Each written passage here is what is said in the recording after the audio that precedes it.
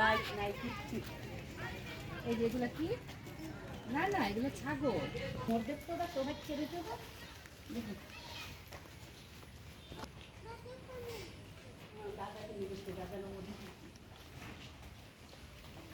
হ্যাঁ দেন আগে সবাই রেসিটা আমরা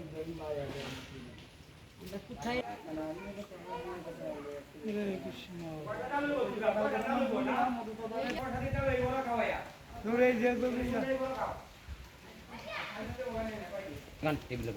বুঝছি বুঝছি এটা কিছু বিষয় আছে তো এটা মানে